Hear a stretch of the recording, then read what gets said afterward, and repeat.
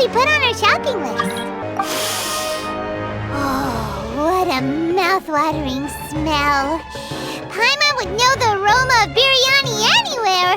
Let's go get some. We can still add it to the list. Well, if it isn't the Traveler and Paimon. Wasn't expecting to see you here. Hello there. Oh, it's been quite a while. So you two are still hanging out together. Dia, didn't you say last time that you were gonna head back to the desert? I said I was going to resign from being her bodyguard, not that our friendship was over. We're still the best of friends. The Homayanis also still post jobs from time to time. Their pay is always generous, so me and the other mercs never pass them up. I told Dia to just stay at our place when she took one of those jobs a few days ago. My parents were delighted.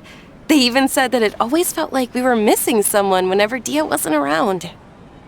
That sounds like something they would say, all right. They're always so welcoming. Anyway, the job is already taken care of, so I was gonna head back to the brigade as soon as I finished a little shopping. But the master kept insisting, and I ended up staying for another day.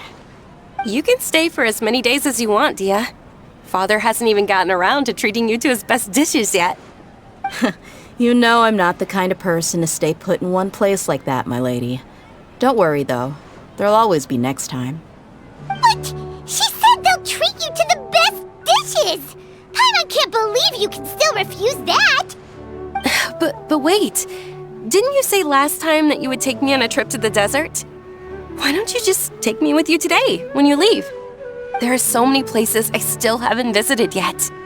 I'm sorry, my lady, but no can do. There's still a few things I need to take care of back at the brigade. Besides, the desert hasn't exactly been the most peaceful place lately. Oh, come on.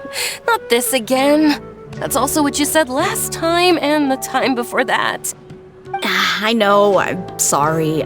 Just give me some more time, and I promise I'll plan the best trip ever for you. All right, fine. To be perfectly honest, it's not that I wanted to go, it's more like I feel like something is off about you lately. Ever since you first set foot on the estate a few days ago, you've been acting anxious and even paranoid. Have you been delaying our trip because you've run into some kind of trouble? Nah, are you kidding? You're worrying too much. Would you swear on that? Friends shouldn't lie to each other, you know. I wouldn't pry any further if you're willing to swear on what you just said. But if something really is bothering you, then just tell me. You know I'll help you however I can. Oh, looks like Dunyarzad was onto something. You're too perceptive, my lady. Seems I can't hide anything from you. I just thought that nothing good could come out of telling you about the messy happenings of mercenaries. Knowing too much only leads to more trouble. Mercenary life is a dog-eat-dog world where Mora reigns supreme. Everything operates on a completely different set of rules. That doesn't change anything about what I just said, though. We're still friends, and I can only support you if I understand what's bothering you. My lady, you're not gonna stop until you drag it out of me, are ya? All right, I'll share what I know. Let's go somewhere else first. This isn't exactly the best place for a discussion. Okay, let's talk here. Just try not to draw any extra attention. As you may already know, the Eremites have both a lot of mercenaries and a complex organizational structure. Many mercs are no different than me, just going around looking for jobs to earn some mora. My brigade is called the Blazing Beasts. We're not a large group, but every member is loyal and brave. However, not all Eremite brigades are like mine. Some are willing to cross all kinds of lines for the sake of mora. The most notorious is a faction known as Deshret's Relics.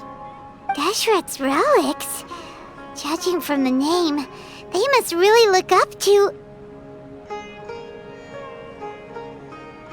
Yep, you got it. I've heard that you've already crossed paths with Ain al-Akmar. They're one of the groups under the Relic's banner. Oh, you mean the group that tried to sell us the Divine Knowledge Capsule? Yeah, they weren't friendly at all. Deshret's Relics is composed of many smaller brigades like Ain al-Ahmar. The Relic's headquarters issues orders to all brigades under his control. On any other day, I would want nothing to do with them.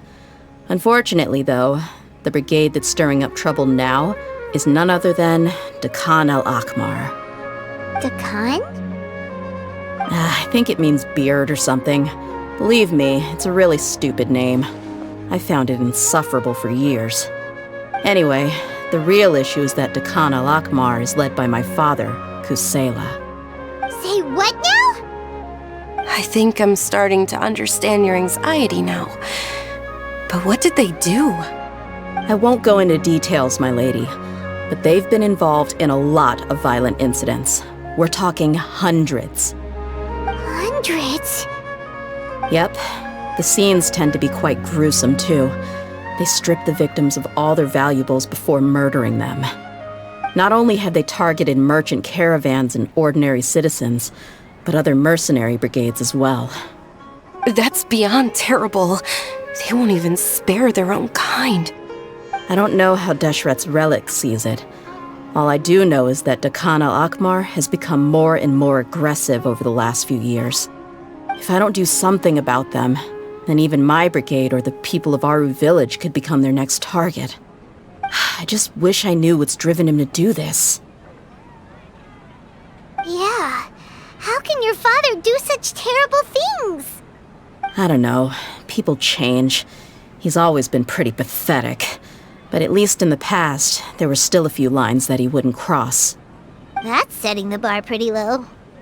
I mean, if he was even remotely decent, then why would I have to leave the brigade and cut all ties with him? He was loud and foolish, with no real sense of purpose. Instead of doing anything useful, he spent most of his time drinking and chasing after women. Of course, the other brigade members were just like him. Their ruckus would go on night after night. Sounds like a nightmare. What about your mother? Did she ever step in to stop them? Unfortunately, I never knew my mother. I'm sorry, Dia. I didn't know. It's all right, my lady. That's pretty common in mercenary circles. Didn't I mention that my father was chasing after women? I was the result of one of those encounters with some random person. He told me that he wasn't sure who my mother was. And in any case, she never came to see me. He'd say, "You'll be fine as long as you remember to stick with Dad." But even then, he left most of the parenting to the brigade. The one thing I do remember is that he used to tell me stories. But the problem was that he had terrible taste. He only knew a few stories, and even those tended to be pretty stale. They were tales of desert warriors defeating dragons in the forest, or stories of mercenaries rescuing princesses from rebel armies. Sounds like your typical fairy tales. More or less, yeah. They were interesting maybe the first or second time around, but after about 20 repeats, they started to get a little dull. He seemed to think those stories were the best things ever, though. He was so into them that he'd call the whole brigade over and make them perform the whole thing as a play. Even the toys he gave me would all be story props. I'd get helmets, shields, and toy swords. It was only much later when I realized that the shows were more for him than they ever were for me. What an interesting guy. Yeah, I've always found him pretty childish, but that was something I could just shrug off. I had no reason to despise him. Until I grew up and learned the true face of Deshret's Relics for myself. Looting, blackmail, violence, and fraud. They not only accepted such heinous acts, they would even openly boast about them. No one in the brigade was any kind of hero. Instead, my father and his cronies were more like the bad guys that needed to be taken down. Did they really think that as long as they didn't do any of that stuff right in front of me, I would never know? I think I can understand your feelings. The difference between perception and reality must have hit hard. Yeah, but don't worry, my lady. It's all water under the bridge to me now. I had a huge argument with my father and left. I'm not investigating them due to any bitter feelings I still have towards my father. I just want to protect those that are close to me. Yeah, I told the boys to gather as much information as they could. Most of the reports concern violent incidents, but there's also some talk of smuggling. I see. But isn't this investigation incredibly dangerous? It is, but every mercenary lives life on the edge. It's a lifestyle that I enjoy. That may be true, but it'll be impossible for those who care about you not to worry. Well, now you get why I didn't want to share any of this with you. What should we do? They both have valid concerns. Huh? But there's no need for you to get caught up in this mess, too.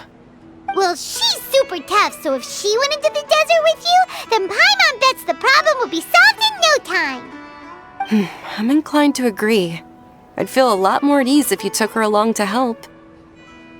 I'll wait for news from you in the city until then. Please, stay safe. I'm honored that you care so much for me, my lady. All right, then let's get moving. Our first stop will be Caravan Rebot, where we can catch up a bit with my fellow mercs.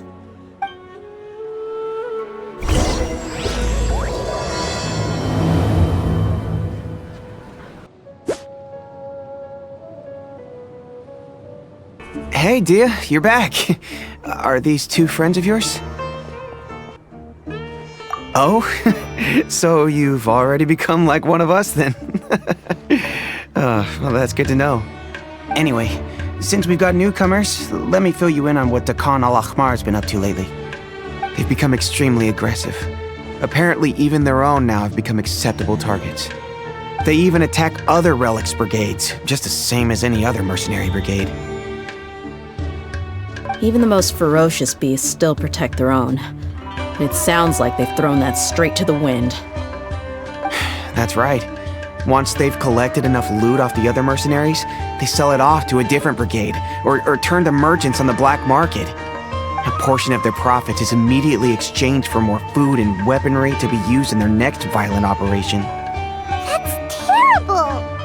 Yeah, and it really makes you wonder why they're so desperate for Mora. A few days ago, Isham and I trailed them for a while, and even disguised ourselves as merchants to conduct trade with them. We were able to learn a few things from the exchange. Rather than saying they're out to plunder and hoard Mora, it'd probably be more accurate to say that they're experiencing an internal power struggle. Wait, a power struggle? You heard me right. The vast majority of their victims are mercenaries from the other brigades of Deshret's relics. If their only goal was Mora, they could have gone after anybody. The targeted nature of their attacks points to a power struggle between the different brigades within the relics. That's the only plausible explanation we have. Unfortunately, we weren't able to find out anything more specific. It seems they're also trying to keep things under wraps.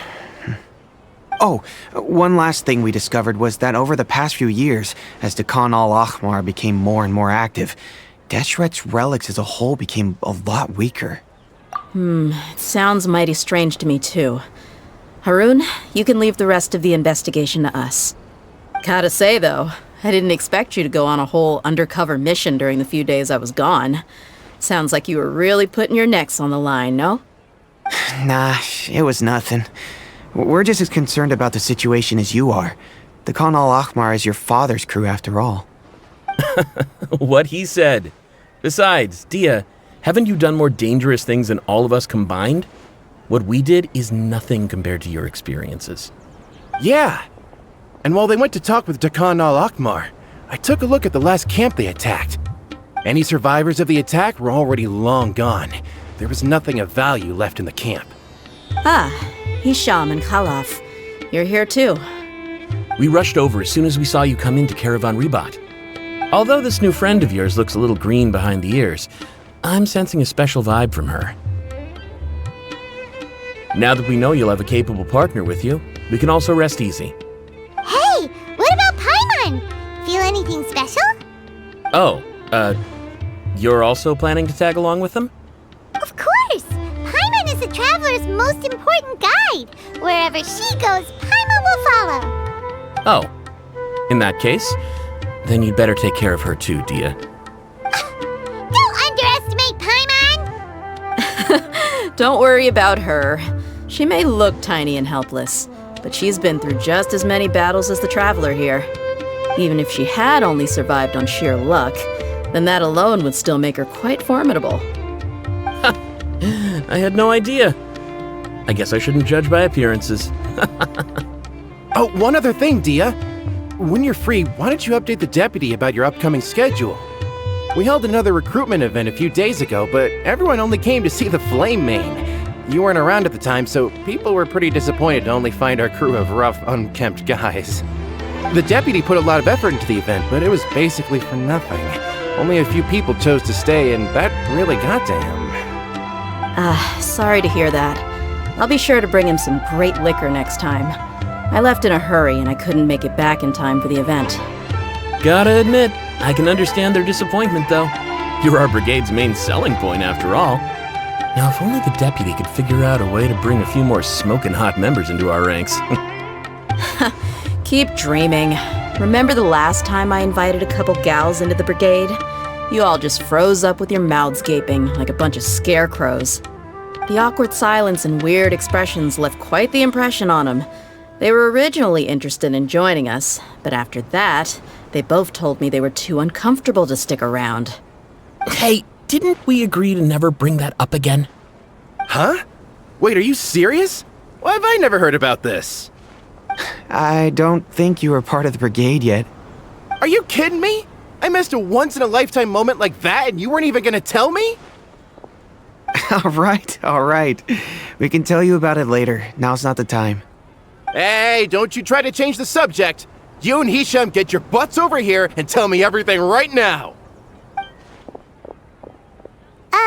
Are they always like this? More or less. There aren't many rules or graces when it comes to mercenaries. We're used to just speaking our minds. If someone starts getting under your skin, you just yell right back at them. And if that doesn't put an end to it, then you just challenge them to a fight. But we also don't tend to take many things too seriously.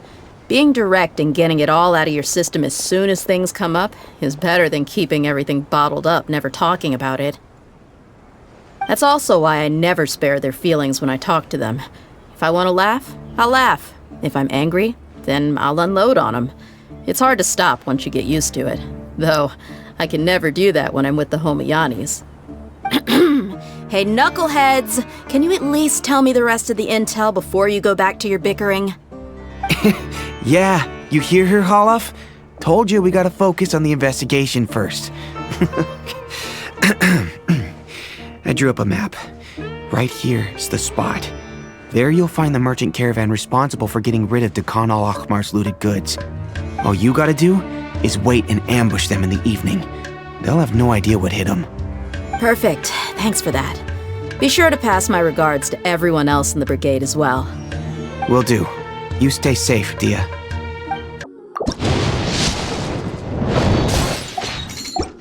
This should be the place. Let's find a spot to hide and bide our time. It's gonna come down to a fight one way or another, so let's all be careful. No need to worry. She knows her way around a fight. I'm not worried about that.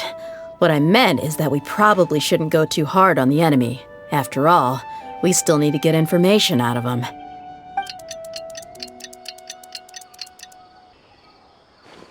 Ah, here they come. You ready? Let's not give them a chance to react and end this quickly.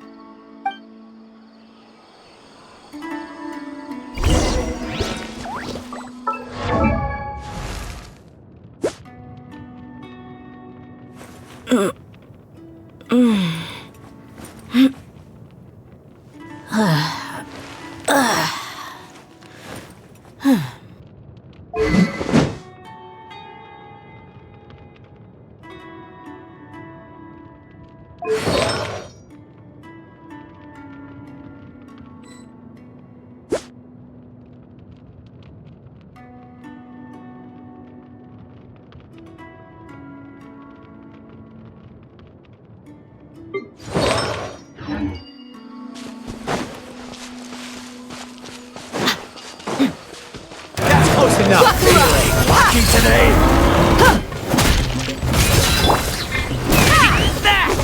Open fire! Locked on! You won this one.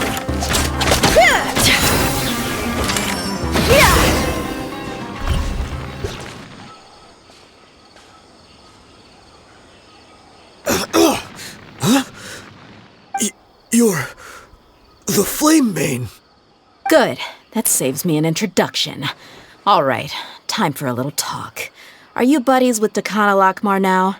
Tell me, what are they after? You know the code of being a mercenary just like everyone else. The first rule is to never divulge key information about our employer. What makes you think I'd talk? Ha! That might have worked on an amateur, but I know you're just looking to protect your reputation. Think about it, though. What's your reputation worth if you won't have the other tools you need to succeed in this line of work? Tools like, I don't know, your limbs or eyes? You've got 5 seconds. You might want to think twice about how much your employer's information is worth to you. Whoa! I'm not joking around. We can do this the easy way or the painful way. 2 seconds! I'll save you the trouble.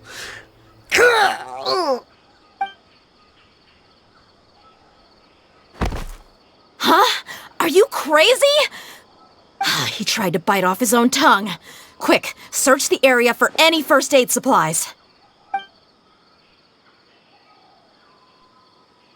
I definitely didn't expect him to go that far.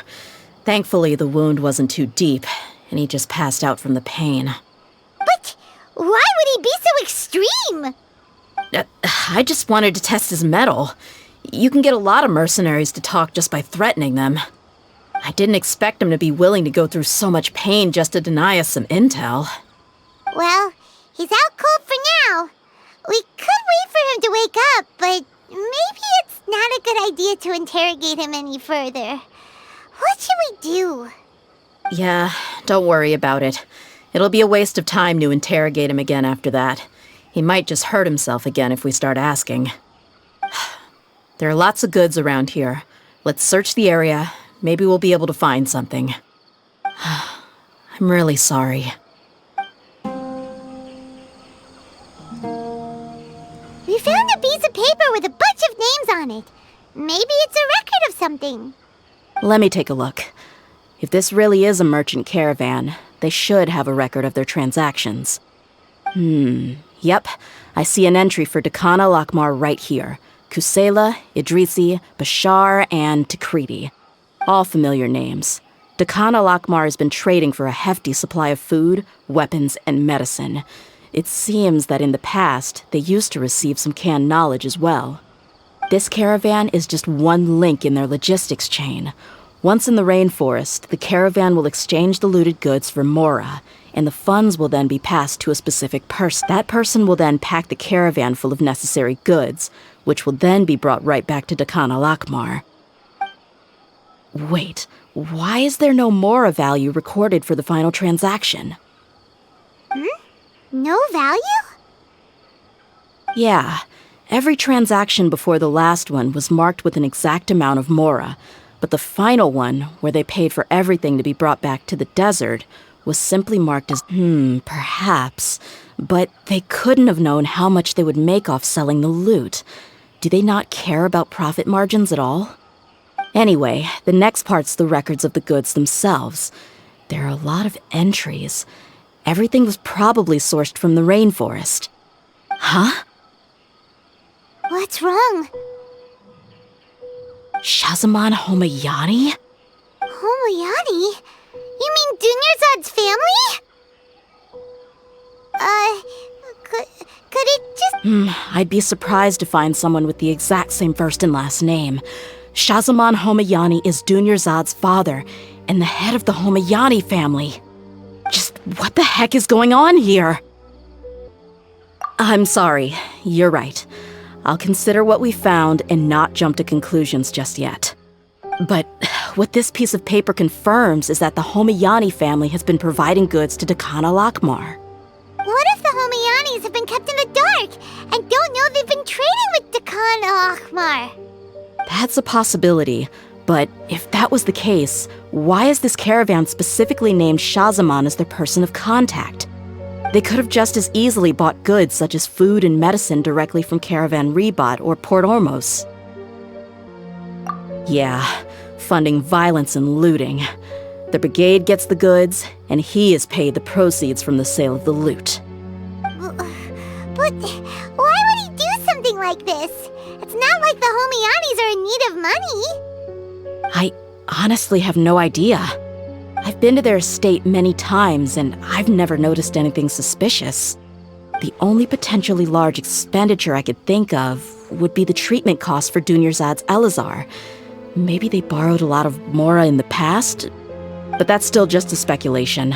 I don't think the Master would stoop so low to make more. You're probably right. I know my lady's personality, and she wouldn't deliberately keep something like this from us. But what should we do now? All we found is just another mystery.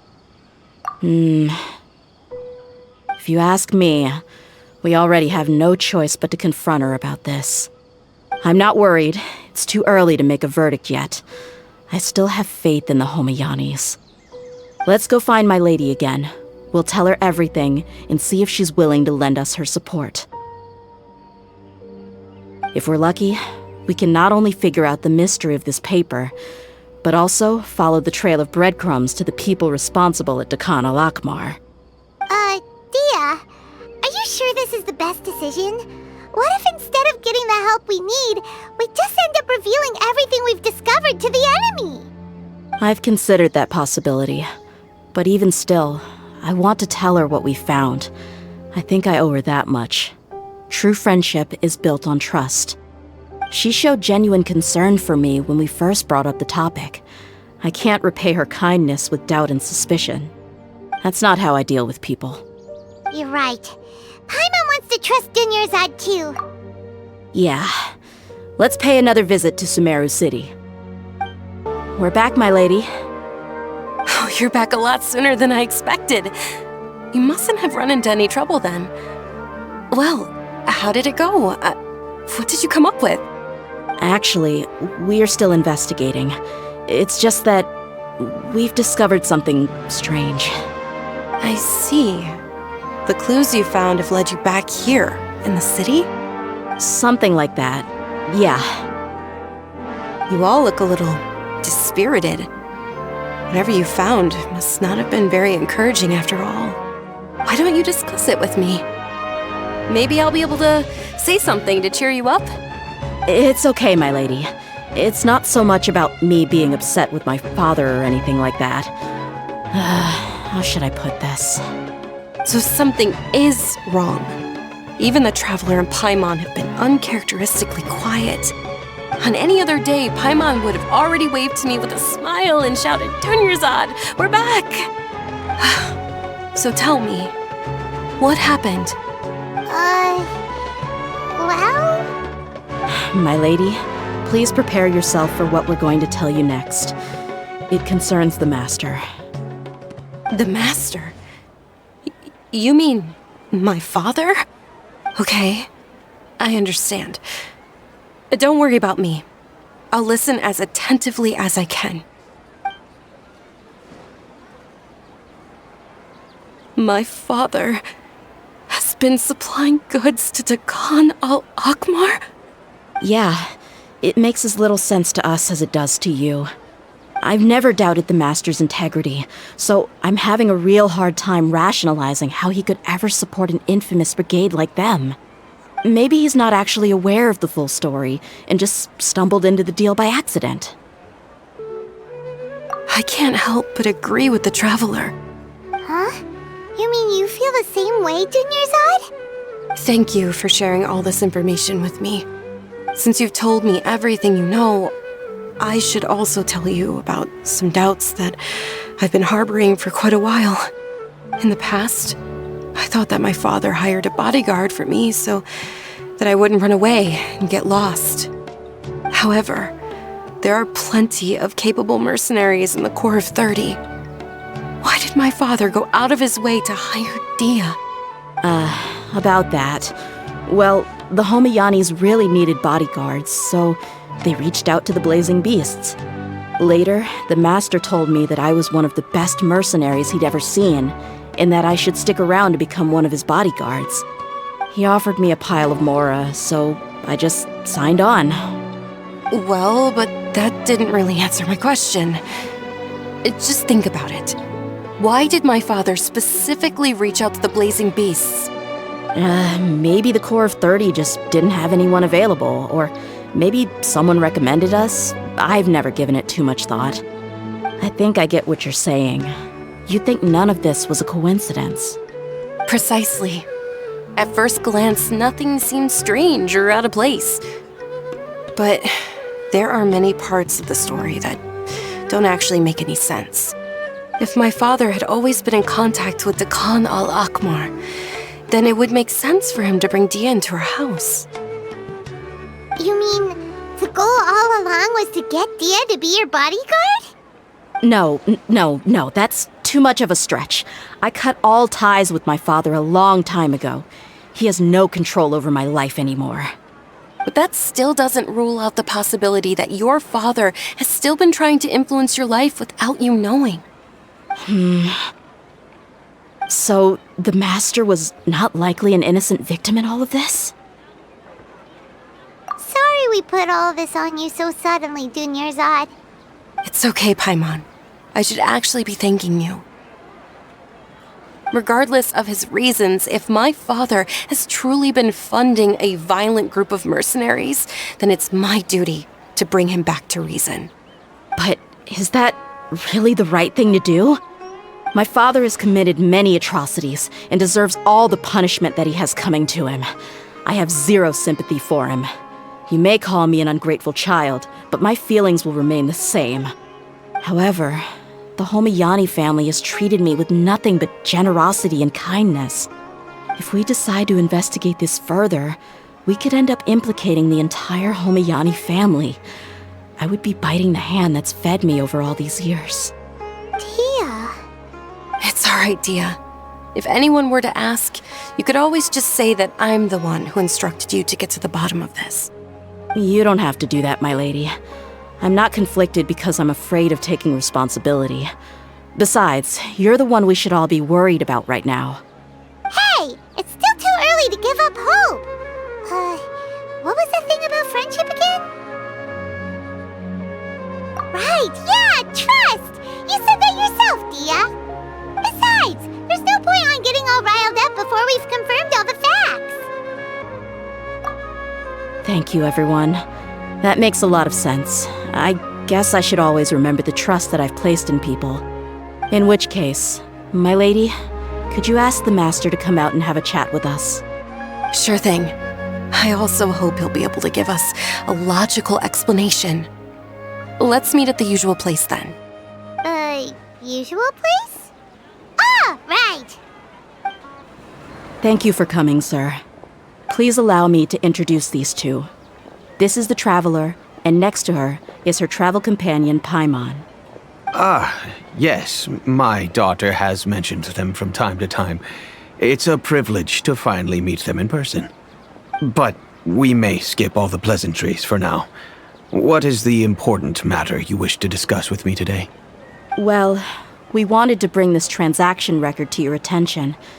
There's something on this record that we're all pretty curious about. So, that's what you found.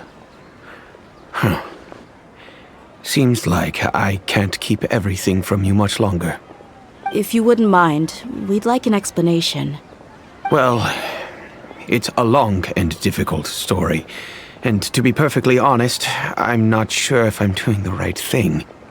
What I do know, though, Dia, is that the truth will bring you no solace. If anything, it will likely cause you a great amount of anguish. Wait, me? Yes. I understand perfectly why you came to see me. And I am touched by your collective commitment to do the right thing. But knowledge always comes at a price. And sometimes, as they say, ignorance is bliss. Your father, Kusela, and I both believed that. Of course, you have the right to seek and learn the truth, but I must warn you, The facts of this matter may reduce everything you've built for yourself into sand, blowing in the wind. If you must proceed, then Kusela's heartfelt efforts will also fade into the wind like a fleeting mirage. His heartfelt efforts? I'm sorry, sir, but I'm not sure I follow. I've made it this far in life without a single drop of my father's support. I have my own ideals and ways of looking at the world, as well as people and causes that I've chosen to cherish and fight for. None of these things have anything to do with him. I came here today to support you as the head of the Homayani family. No warning will change my stance on that. I understand. Then let me tell you a little story. Our family once needed to take a trip to the desert when Dunyarzad was just a baby. Along the way, we were attacked by bandits.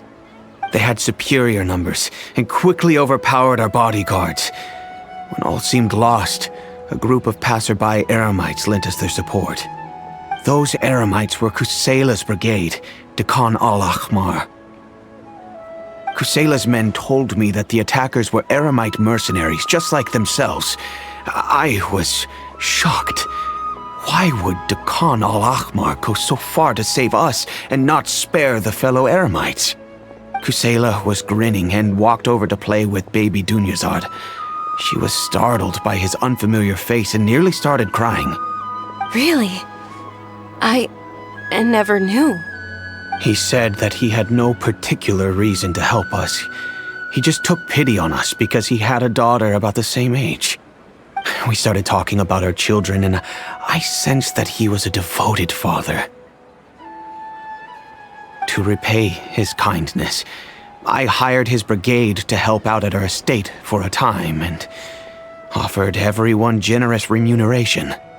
So, that's what happened. It was many years before I saw him again. I almost didn't recognize him the next time he came knocking on my door. The man I knew to be strong and healthy had been reduced to a shell of himself. He couldn't even walk anymore without his cane. So, what happened to him? He was perfectly fine when I left the brigade. I'm not too sure myself. The only thing that didn't change was his cheery disposition. He said there was absolutely nothing to worry about and that he had gotten into a fight. That was all. He then suddenly asked me if Dunyarzad, now that she had grown, would need a bodyguard of her own. At the time, Dunyarzad was going through a particularly severe bout of her Elazar. There was no need for her to have a bodyguard when she could barely leave the house. But he kept coming back to the topic. Come on, it never hurts to be safe. How do you know a bodyguard won't come in handy one day? I was completely lost at first, until he recommended the Blazing Beasts, and in particular, a mercenary named Dia. So he was the one who recommended Dia to you. Indeed. He didn't say it out loud, but it was clear that he saw Deshret's relics as an evil group who would eventually corrupt every member in their ranks. He was already beyond redemption, but he hoped that he would be able to detach his daughter from the vicious world of mercenary life. If Dia could stay in my house and keep working as a bodyguard, then gradually her affinity for the desert would decrease, and she'd be able to leave her previous life behind. And that's why you offered her such generous compensation? Yes, but not just because of that. From the moment that he asked me for that favor, I also began to see Dia as my own daughter. And that's also why I tried to persuade you to stay when you asked for permission to leave. I was willing to spend however much it took. Kusela saved my daughter and me all those years ago in the desert. I could never refuse him entrusting his daughter to me. He was always like that, acting like he's oh so smart and self-righteous. Kusela said that he'd reimburse me for a portion of Dia's fees. I refused to take any mora from him, but eventually I just accepted them as a token of his gratitude. And that went on for a while until I received another letter from him a few years ago. The letter contained a request to help him buy food, weapons, medicine, and even explosive materials.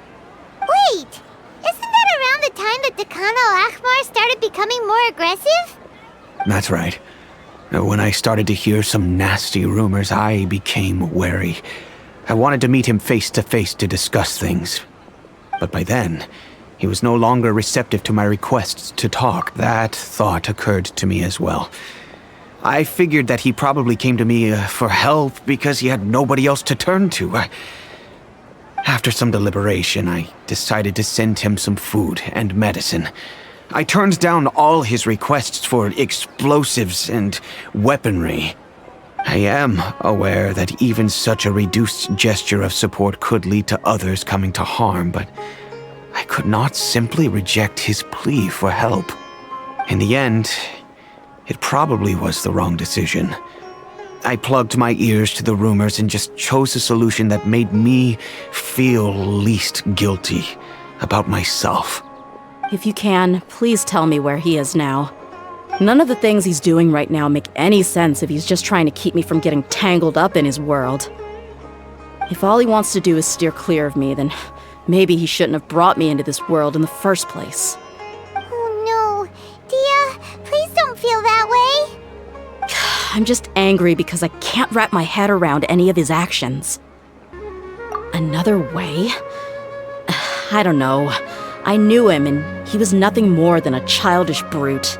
I can't understand what's going through his head. But I guess you do have a point. We haven't uncovered the whole truth yet. We still need to figure out his exact actions and reasoning for these last few years. I'll do my best to help. Of course, anything between the two of you would need to be resolved between you and him alone. I don't know Kusela's exact whereabouts. Outside of supplying his brigade with some goods, I tried my best to avoid getting involved any further with him. However, there's a man on the list named Jawed. He used to be a mercenary in the desert and is now a member of the Corps of 30.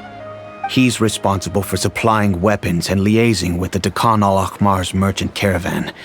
I think he should know Kusela's whereabouts. I've heard that he likes to have a few drinks alone and enjoy the cool wind at night outside the tavern. Maybe you'll be able to find him there. Understood. Thank you, sir. Then I guess this is bye for now, unless... I'll stay and be with my father here. To be honest, I'm still a little dazed and haven't finished processing everything quite yet. My father has indeed done something wrong, but if I think about it, I'm also not sure if there was a right way to handle this problem. I feel like our only course of action is to turn everything we know over to the Corps of 30 and let them render judgment. Yes. I am prepared to accept whatever verdict they choose. It's time to face my mistakes. Huh? Who are you guys? I know what you've been up to. Smuggling weapons to violent brigades in the desert while working for the Corps? Pretty bold, if you ask me. Shh! Keep your voice down. How do you know all that? Come with me. We should take this elsewhere. I'll be happy to talk things over once we're somewhere private.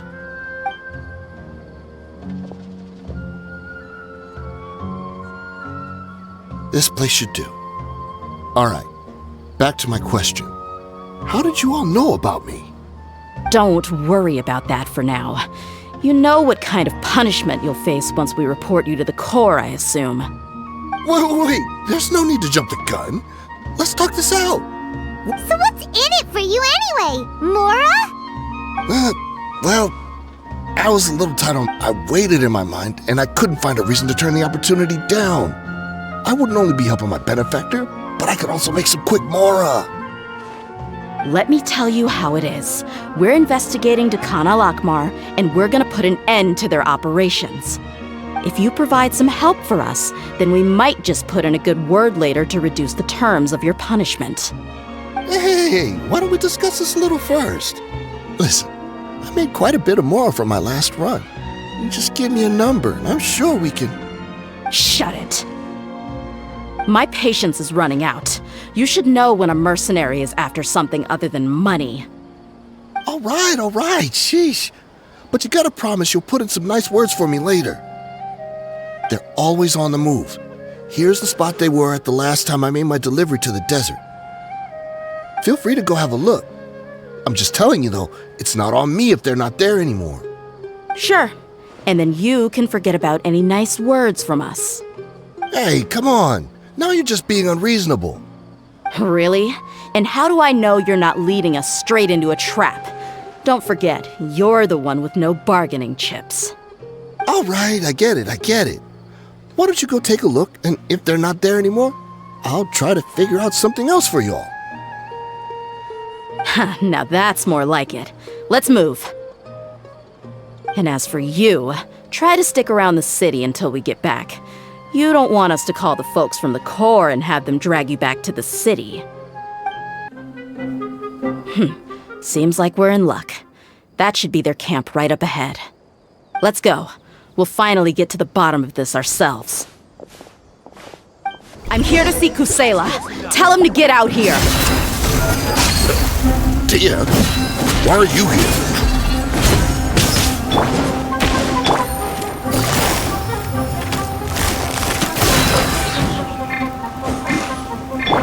Take me up! Open fire!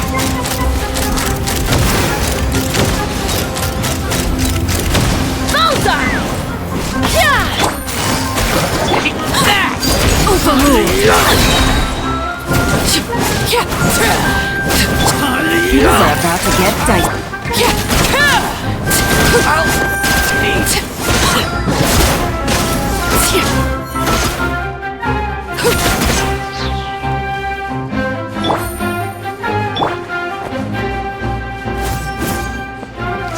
Haven't you all done enough? Oh, so are you also here to stop us? Stay out of this! It's got nothing to do with you!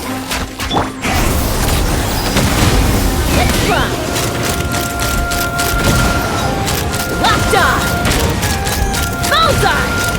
Bullseye! Open fire! Yeah! You asked for it!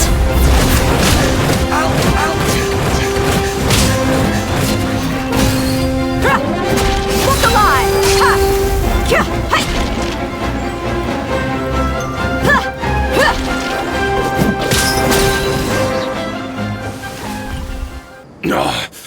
She's so strong! Enough fighting. We all know each other, and I don't want to take things too far. Just bring Kusela to me. There's no use hiding him anymore. Did you understand a single word I just said? Or do I need to bash your skull in some more? All right, everyone, let's all just calm down for a second. Dia, the boss can't come out and see you anymore. He died a long time ago. What? Seems like you've been out of the loop for a while. Guess that's for the best, though. At least, that's what the old man wanted. When did he die? What happened to him? A few years ago, Kusela broke up Dakan al-Ahmar and went to the Deshret's Relics headquarters by himself. So is that when you guys started acting up? We would prefer to call it taking revenge. Every last person in Deshret's Relics must pay in blood for what they did. Let me start from the beginning. Dia, do you know how the head of the Relics maintained order internally? Overwhelming strength and unquestionable authority? Those were a part of it, yes. But just those on their own weren't enough. They had another tool at their disposal. They called it a person's record. Regardless of whether they joined by their own will or were coerced, every person in Deshret's Relics was forced to leave a record of themselves at headquarters. Whether it be their deepest sin, some unforgivable act, or their most immoral exploit, the record served both as a symbol of loyalty and the perfect material for blackmail. That's precisely it. Every one of us have a record. Me, Bashar, Tikriti, and all the boys who grew up with Dia and ended up joining our ranks. But you, Dia, you were never asked to provide a record, were you? I never even knew this was a requirement. You were probably the only person in all of Deshret's Relics who didn't know about it. Ever since you were born, Boss had been trying to shield you from this organization's sinister rules. Not only that, but he also banned all of us from committing any nefarious acts. He said he'd take care of the dues we had to pay regularly to headquarters. But in the end, he was just an ordinary person. What could he do? He was forced to go to headquarters again and again to account for missed dues and incomplete records. He'd come up with all kinds of excuses and get beaten up as a result. We all knew he was doing that for you. He wanted to get you out of this world, no matter what it took. And that's why he became a shell of himself and couldn't walk without a cane. Wait, but that doesn't make any sense. I didn't know about any of this, and I'd never seen him get injured or beaten. Because you were too young at the time. How would you ever tell between wounds from a beating and wounds from battle? When you left home after that final argument with him, he seemed to age by a decade overnight. Even his hair went gray. So, even the blazing beasts were... Yep. It was all his doing. Had he not arranged them to come to you, you probably would have been reduced to a pulp before you ever left the desert. A few years ago, Boss said he needed to make another trip to headquarters. He was already pretty weak then, and we all assumed he was going to get beaten again. I suggested that he hand the role of leadership over to me, but he said there was no longer any need, since the Khan al-Ahmar would soon be no more. His words made no sense to me, but that night, we heard that a massive fire tore through headquarters and razed everyone's records to ash. Everyone gained their freedom that night. Many members fled, not just from our ranks, but from the other brigades as well. But how could we leave with a clear conscience? All of us who knew exactly what had happened. The boss can't have just died for nothing. Those heartless jerks at headquarters took him from us. From that point on, the sole purpose of the Khan al-Ahmar became revenge. The big fire that Boss started was quite a blow to headquarters' strength. It's given us the opportunity to launch our attack. Even though we're outnumbered, we vowed to see our revenge through to the very end. There were people from headquarters who changed their names and went into hiding. Some fled to other brigades, and others escaped to the rainforest. But we won't let any of them escape our wrath. They'll all pay for what they've done. We've suffered plenty of losses as well. To keep going, we need an enormous amount of supplies, from food and medicine to weaponry and explosives. All we can do is exchange our loot from Mora, and then use that to get supplies. We forged Boss's handwriting and sent out many letters to his former friends. Thankfully, many people were willing to come to our aid. We were also able to attract many mercenaries who shared our goal. We've endured unspeakable pain to win many impossible battles. Deshret's relics have become weaker and weaker, and now we finally have an opportunity to directly strike their headquarters. Paimon doesn't know what to say anymore. We do know right from wrong, but we were sinners from the very beginning.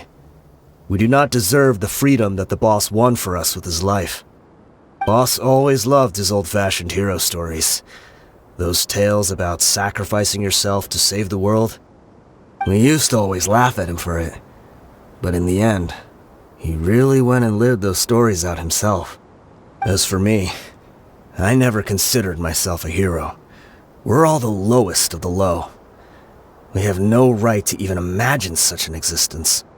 But maybe those hero stories he liked foreshadowed everything that was to come. The spirit of the hero touched all those he had saved, and more people joined his cause.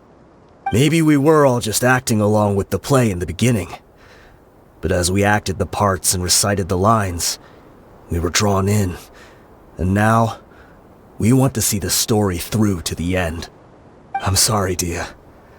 I know you always found us insufferable ever since you were young. Just think of this as a madman ranting. I'll go with you. Huh? Dia? You want to go with them? I grew up with these guys. And I know they're not bad people. It's just that some situations get so bad that it's difficult to tell good from evil. All I know is that Deshret's relics must be destroyed. Furthermore, I want to go see the place for myself. I want to know if my father is still there. I know you don't want to get involved in this, so there's no need for you to tag along. I can do this on my own. Yeah, Paimon feels like we'd only regret it if we don't see this through to the end. Thank you. We'll be a lot stronger together with you. I bet Boss would lose his mind if he ever knew you'd join us at the very last moment like this. Considering all the losses and injuries we sustained, we can't afford to turn down. He can think whatever he wants. But the fact is, I owe him this much. Is this the entrance? We sure didn't run into much trouble on the way here. Wow. Paimon didn't expect it to look like this on the inside. They should all be holed up in here. Don't know how many people they've got left, though. Who cares? We'll round up all of them. Still, we should be careful. Even if they've only got one shot left, it could still take us out. Yeah, we'll know what they're really capable of once we've landed some hits on them. Deshret's relics may have been a force to be reckoned with before, but their name means nothing now. Yeah, they don't stand a chance with you here. I'll take the lead. I've been here once before. Let's get it on!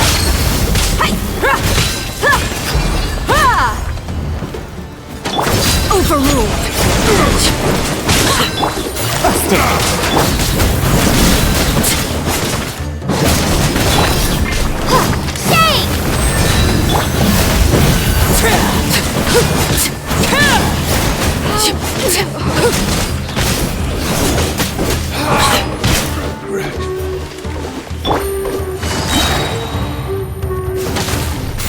Quietly now. Here comes the catch. Transfixed!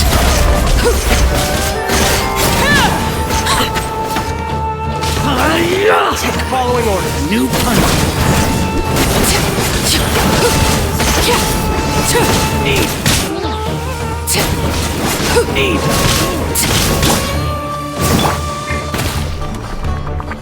I'll uproot you! Laid bare.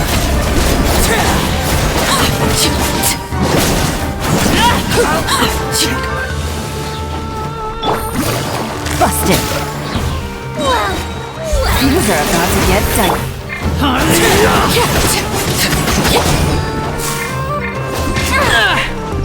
They're dead meat!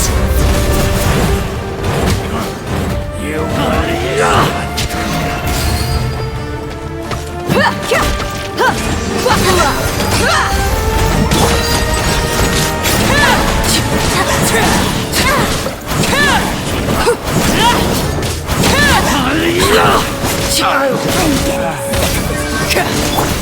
Starball! Crumble apart!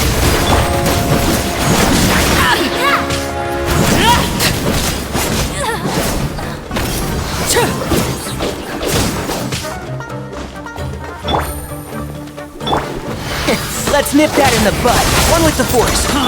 Overruled. You want this one? This way, follow me. We're almost there. Wait!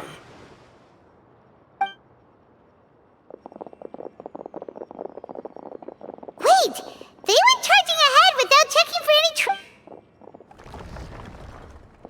Hey, you guys okay? It seems like we just got trapped in here. Don't think we triggered anything else. Watch out, the enemy's coming from ahead. Well, now that things have come to this, seems we'll have to fight our way through. Don't worry about us. We knew something like this could happen. Go and take a look around. There could still be another way through. Let's go! We can't let the boss down! Let's check if there's another way! The sooner we can make it through to help them, the better. Let's see. I think I see a way through over there, but it's being blocked by something. Let's try our luck with that mechanism. Okay, let's go!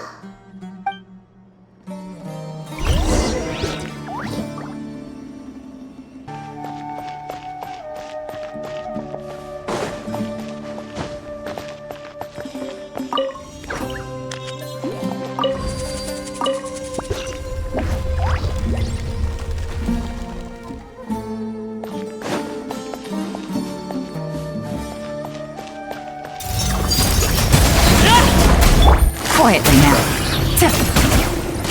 Here comes the catch.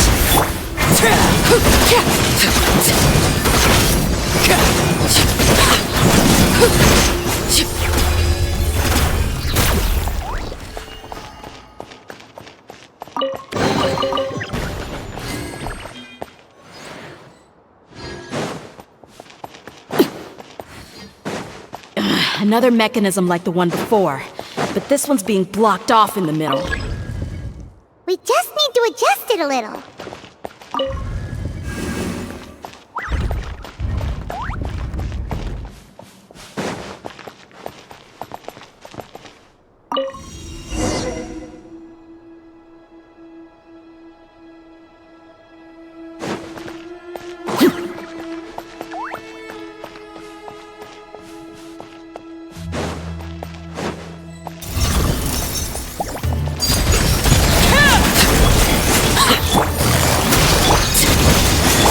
I'll uproot you! Gloves off!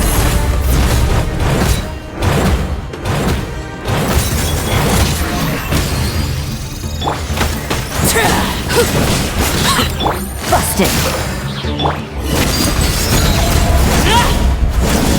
Shade!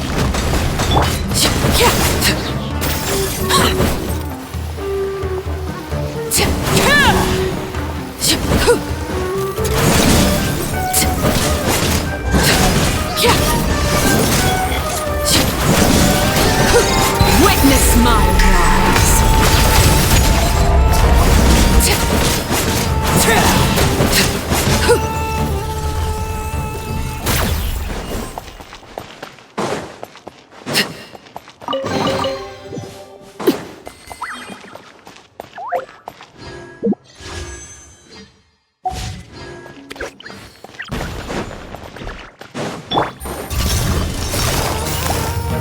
Quietly now.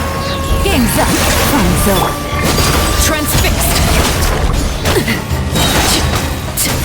Everlasting as the moon! You asked for it!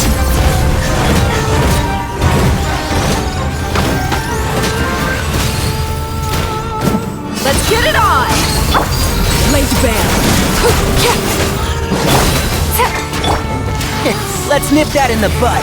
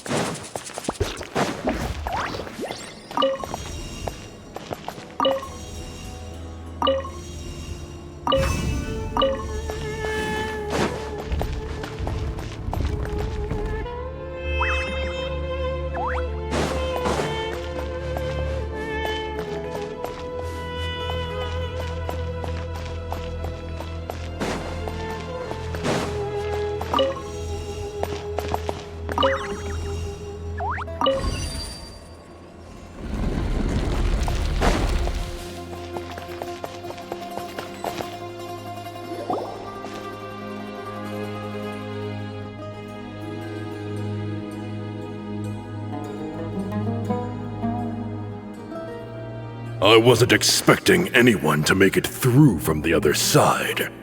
But as a desert dweller, I suppose we should be used to our folks defying all expectations. Don't waste your breath. You have nowhere to run. Run? Had I wanted to run, I would have fled 1,000 times already.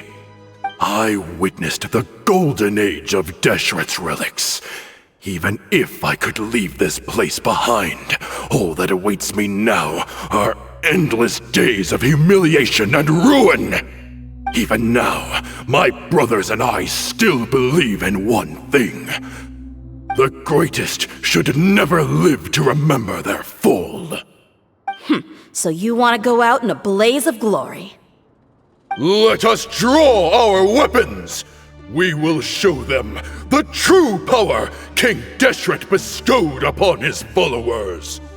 They are but two, while we hold within ourselves the entirety of the relic's glory. Wave 1, charge! Eliminate Following them! orders.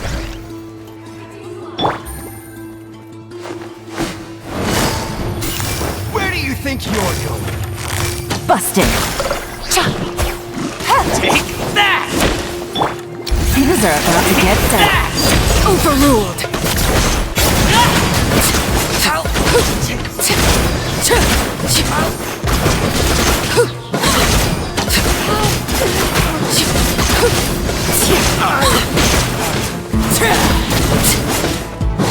Laid bare. I'll be back. Don't think that you've won. We're just getting started. I'll uproot you! This is where you fall. Game's up. Fun's over.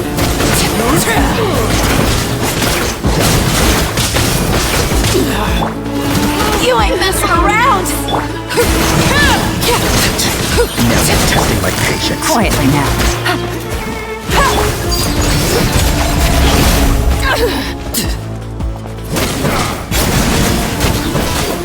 Gotcha. We'll meet again. Everlasting as the moon! Overruled!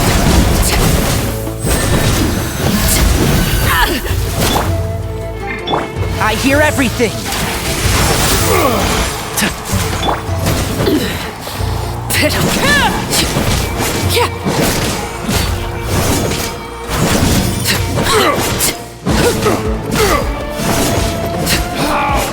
King Deshret will not abandon any one of his followers.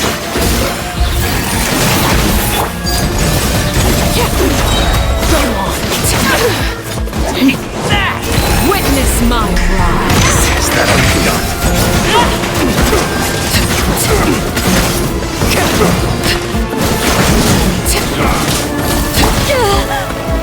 You're dead meat!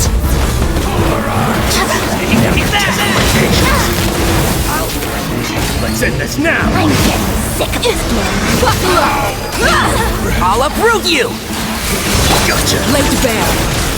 Will. Brothers! It ends here. This is where we prove our fate. You all just wanna die? None of us plan to leave this place alive!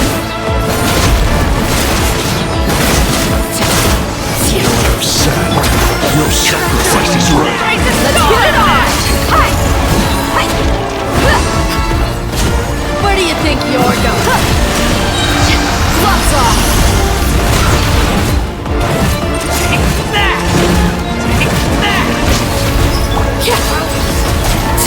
I hear everything.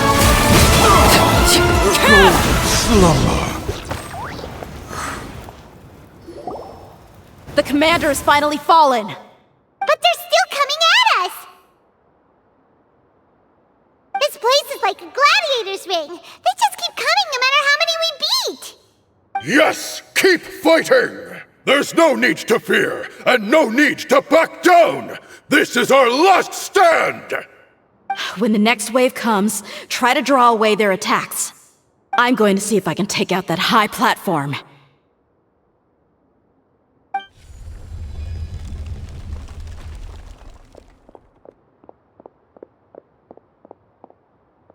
Get out of my way! Come and face me, Michel! Ugh, so they've broken through the front as well. Apologies, Lord Michal. They fight like absolute madmen! No matter how much we throw at them, they just keep coming for more!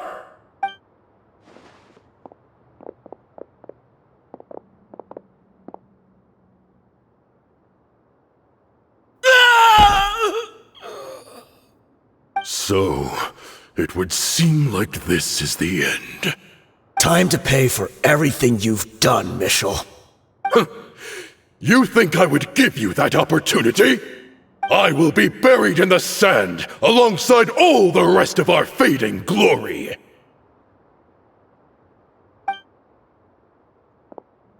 Hey, wait!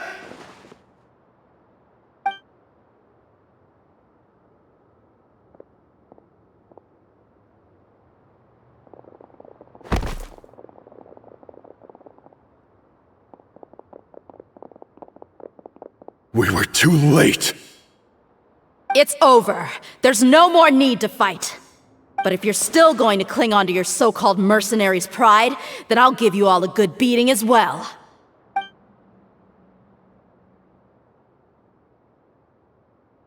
Hey, dear! I found the mechanism. I'll get you all back up here right away. Let's go.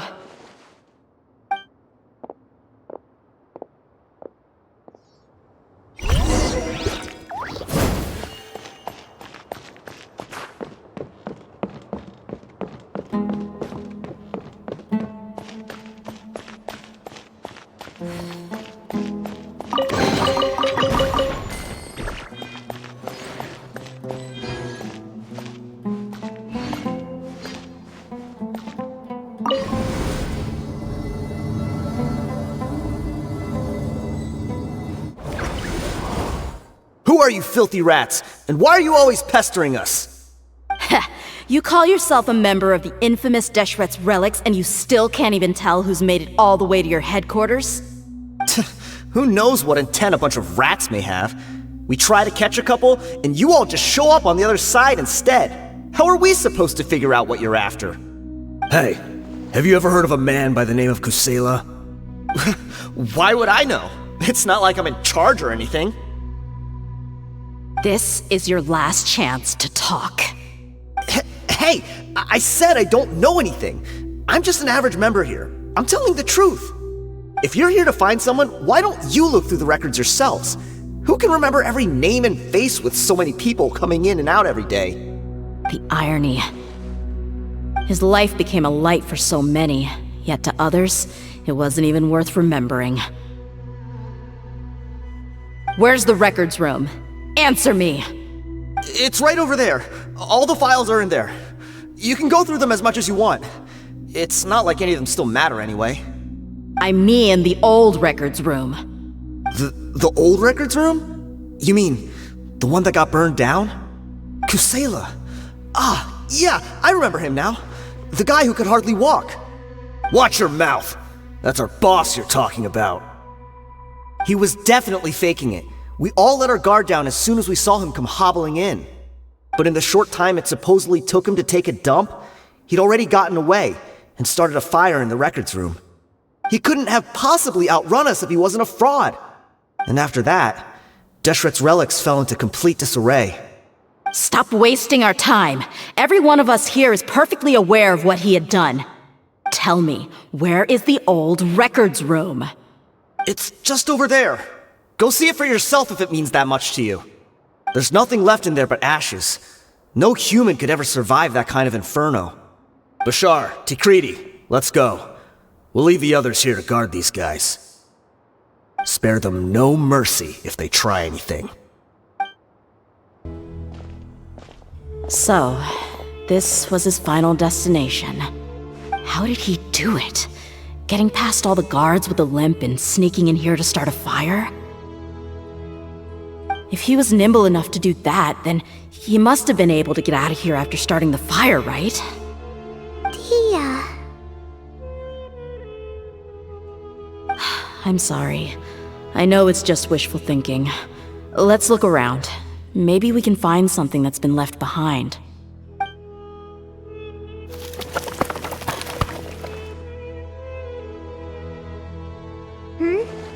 Is this a cane? It must be the one that Dia's father used. Kusela. Thanks for everything, boss. We're fortunate to somehow find that cane after that fire. Let's split up and look around some more. What if something else has been left behind? But what else could survive a fire like that? Huh?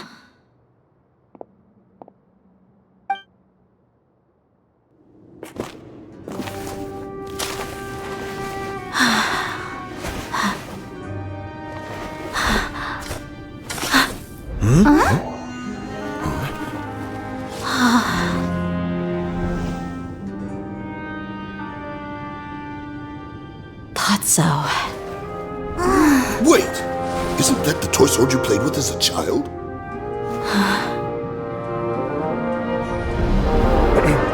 The dragon is no more, for Princess Dia has slain it. Its head now hangs above the city gates. Her bravery has brought eternal peace and prosperity to us all. Dia, come on. This is the most important line. You can do it.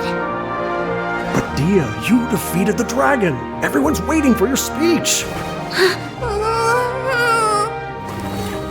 Still too shy, huh? All right, I'll do it. I hereby proclaim our victory.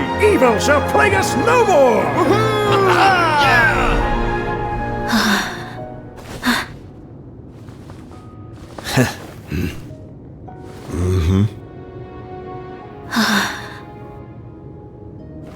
I hereby proclaim our victory. Evil shall plague us no more, Dad.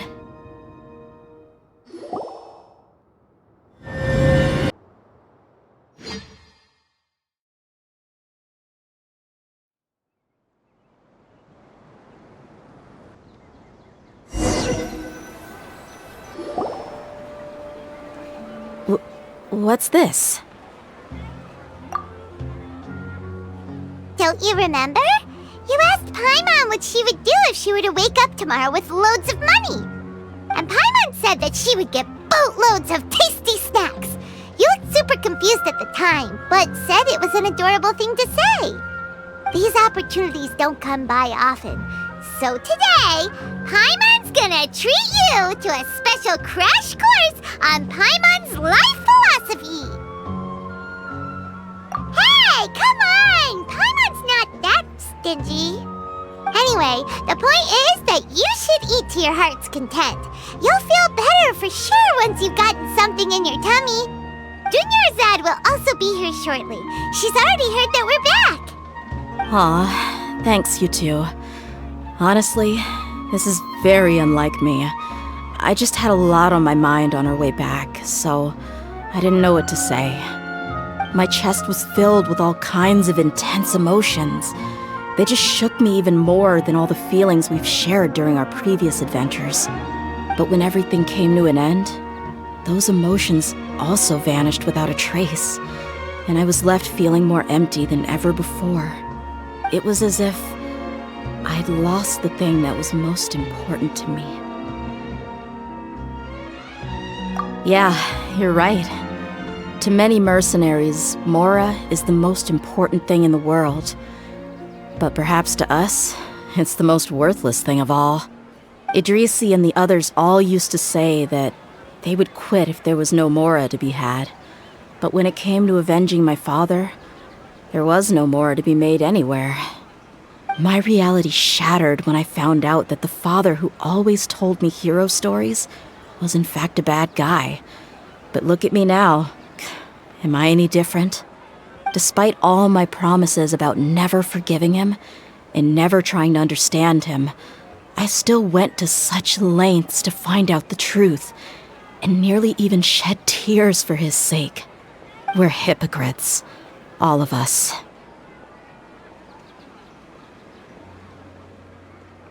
Yeah, you're right. It's just a pity that we often only recognize our true feelings after it's already too late. You're back! Are all of you all right? Ah, there she is. Yeah. Many people from the Corps of 30 came over, and I just wrapped up everything with my dad. All I can do now is wait for their verdict. Huh? Dia, you're looking quite down again. Paimon will explain. A lot happened while we were gone. I'm sorry. I really should have controlled my emotions better. I just... It's all right, my lady. You were hurt by all of this as well. Truth be told, I'm starting to feel a little guilty watching you cry like this. But Dia, your pain must be even worse. You shouldn't need to comfort me. Hey, don't worry about me. If anything, this whole thing has finally shown me the difference between illusion and reality. My father probably thought that people could settle into new lives as long as they moved to a new environment. That thought has even crossed my mind a few times. It's like saying, what's wrong with adapting to a new life? However, there was always something deep within my mind that refused to accept it. This impulse brought me great turmoil, and even made me feel ashamed for turning my back on your father's kindness. But now that I consider it again, it all makes sense. The desert sands are a part of who I am, and I will never be able to lead a peaceful existence. I understand how you feel. That doesn't mean I won't be making any changes to my life, though. As an example, I'm now thinking about taking on some small odd jobs. It's just like Idrisi said. I also want to catch up to my father and become a character in his play. Even if the ending of the story may be childish and ridiculous, it won't really matter. Isn't that neat, though? Oh, you'll be a whole new kind of mercenary, one that's not out for Mora. Why don't we go for a change of scenery once we finish eating? What about stopping by the Grand Bazaar again? Right. You said you wanted to get a rug for your family. We'll come along too. I can't thank you enough for taking care of me this entire time. Oh, this rug here is quite something. The craftsmanship is exquisite, and the fabric is also of high quality. Ah, here you are. Finally, I found you. Hey! Aren't you that mercenary who bit his tongue? You can still talk? Wait, are you here to take revenge on us? What are you talking about? Do I look like I can take you all in a fight? I just came here to give you something. I'll be on my way to give myself up to the Corps after this. Once I woke up, I hurried to the Khan al-Akhmar's camp, hoping to alert them to your presence. But when I got there, I found no one except the members who were still too injured to move. Ah, so you probably got there after us. Yeah, they told me that they had exacted their revenge, and everyone had turned themselves in to the authorities. Even that last camp was not going to last for much longer. I had joined the cause to repay an old favor from Kusela. Now that everyone's already turned themselves in, I might as well do the same. One of the injured members gave this box to me, and told me that it contained some of the old man's last possessions. Everything left in the camp will get confiscated, so I figured I should get this to you before the Corps could get their hands on it. Thank you. No worries. We are all just living our own truths. There's no need to comment or judge anyone for it. So this box contains everything that Dia's father left behind. Huh. It feels lighter than expected. Well, back in the day, the first thing he did with any Mora was spend it on things like drinks and meat. But let's see what's inside. What's this? It's just a bunch of junk. It kinda stinks. Perhaps it's just been left unopened for too long. A handwritten copy of a storybook. The paper's already yellowed, and it looks like it's about to fall apart. It was against the Academia's rules to possess books for personal use. If he was going to break that rule, he could have at least copied something useful. That probably means this was really important to him. Ah, and here are a few bags of children's snacks. The packaging's completely deteriorated. Maybe that's where the smell was coming from. Did he get those for you? Yeah, but here's the thing, though. Even when I was a child, I was never a fan of these kinds of snacks. He'd always say that he got them for me, but in the end, he always ate more than I ever did. Who even leaves snacks in a box like this anyway? Isn't that just common sense? Forget it. Let me see what else is in here. A razor, some buttons, some round iron tiles, a wooden toy puppet, a wool scarf, which, from the looks of it, probably belonged to a woman, and a hair clip? Why are these things here? I'm suddenly feeling a little scared. I'm sorry, my lady, but this is just the kind of man he was. He probably saw this box as some kind of personal trash heap and dumped any and everything in there. 2 empty liquor bottles. Huh? There's something in the bottle! Oh, you're right. All right, I got it out. It seems to be a piece of paper with some writing on it. The bottom part's all damaged from moisture, though. Let's hope the writing didn't smudge. I was suddenly seized with an urge to write a letter after finishing this bottle. I just folded it up and left it in the bottle, though. If I end up forgetting about it, it won't really matter. To Dia. It's a letter for me? It's all right. I'll just read it out. If he went to the trouble of writing a letter, there must have been some important things that he wanted to say. Or at least record down. My condition's becoming worse and worse. Can't even walk without a cane anymore, much less go out and have fun. Guess I don't have many days left. If you're reading this letter, then I suppose I'm already long gone. You were adorable as a baby. Everyone loved you. And regardless of whether you were crying or laughing, everyone enjoyed having you in the group.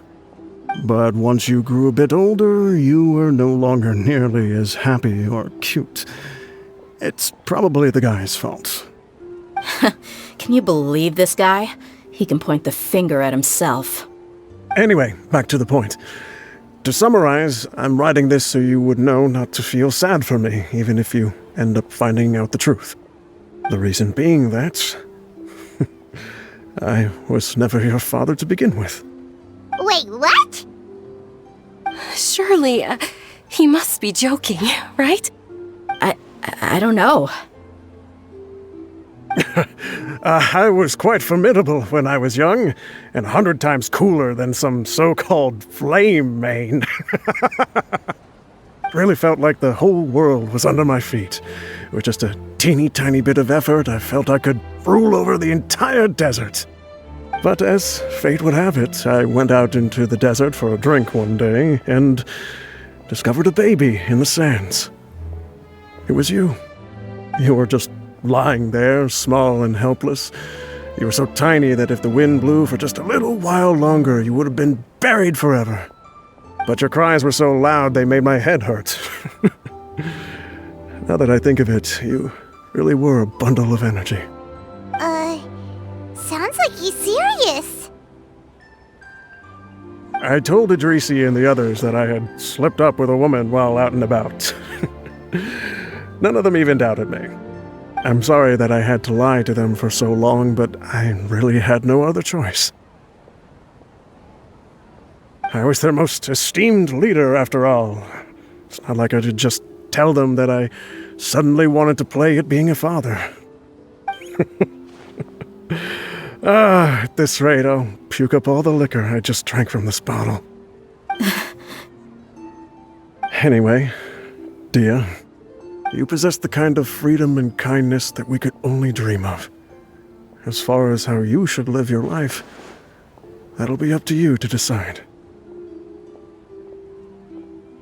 That's the end of the letter. In the end, he was still thinking of me as a little child. I suppose, or I would have suffocated under the sand a long time ago. He was a good father to you. The fact that he wasn't a blood relative doesn't change that. Yeah, it's just a pity that we had to learn the truth of everything like this. Do you already have some ideas about the decision that he wanted you to make? I do. If he first found me alone in the sands, then I want to try my hand at finding the person who abandoned me. I just have one wish. To tell them a story. That there once existed a childish and foolish jerk with a heart of gold. And that only under his care was I able to grow and mature into the person I am today.